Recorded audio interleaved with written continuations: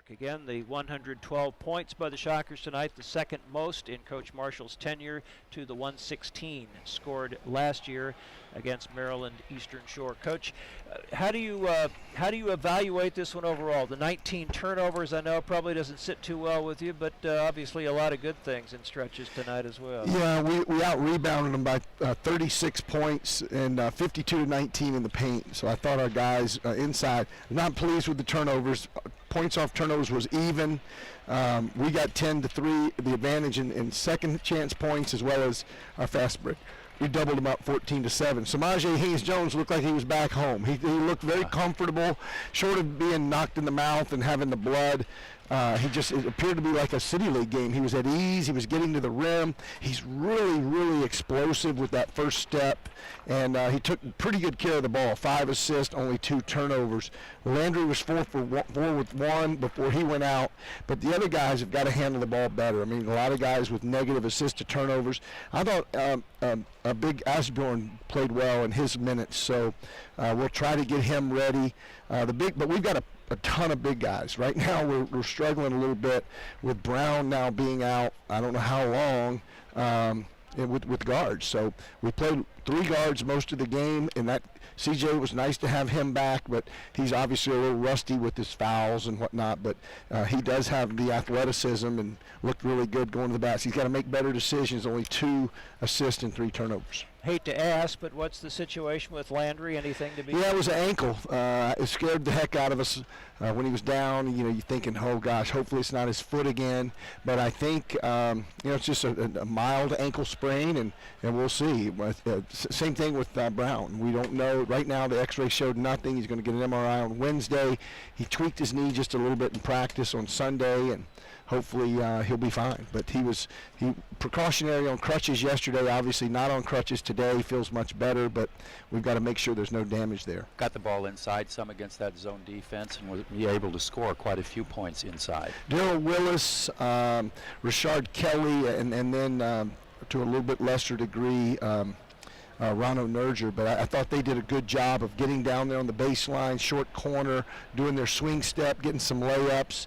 Again, Kelly gets 10 rebounds and Willis gets 12. We had 6 guys in double figures, but Samaje, it was his night. 31 points, really proud of him.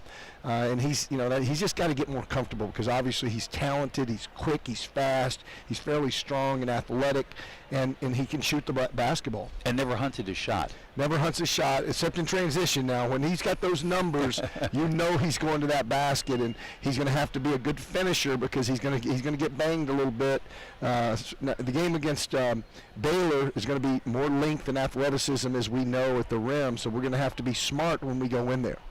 You mentioned the 36 rebound margin. As much as you care about that part of the game, you should be proud to know that there's only been one better, a 37 margin 56 years ago. So second best in the history of the program, and it's been a long, long time since Shockers have out-rebounded anybody that bad. Yeah, we had some guys pursue the ball and get it with 2 hands. That's what I was excited with Daryl.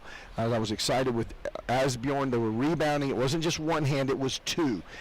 Didn't like Richard getting at the rebound one time and having them come up underneath them and take the ball away. It reminded me of the tie-up against Notre Dame. When you rebound that basketball, you got to understand there's going to be contact. Expect it. Don't be surprised by it. It's almost like a double team when you turn your back. It's going to be there. Don't assume, just if you're going to do anything, assume that there's going to be contact. Someone's going to be trying to take the ball, and grit your teeth, and I call it S-ing coming out of the air. Make it go this way and this way. I'm not saying elbows to the face, but if you S the ball coming out of the air, there's very little chance someone's going to be able to run a hand in and make it loose. Rashard Kelly turning into one of the best rebounders not only on your team but in the conference. Well, he's averaging over 4 offensive rebounds a game. Tonight he has 5. That's what he does particularly well. And then, he got the advantage of a couple of calls. I thought he might have gone over the back once or twice, but they called illegal box outs. And Daryl was rebounding great on the defensive end. He's starting to do things a little better with 2 hands. Everything was one hand, and he rebounded. And as Asbjorn with with his 5 in only 9 minutes. Rano had 8 in 17, so a lot of guys doing a great job on the glass. And Shaq had 8. Shaq had 8 all on the defensive end. He's not a great offensive rebounder because he doesn't go that often. We saw McDuffie walking around before the ball game, walking without a limp in his street shoes. Seems to be making some progress. Yeah, he's been in the Swimex. He's been doing some light jogging on the football field at Cessna Stadium, and I just heard him talking to himself, which he often does. And he said to me, he said, didn't say it to me, but he said it out loud to anyone in particular. He goes, God, please just get me healthy. Please just get me healthy. He's chomping at the bit to get back out there.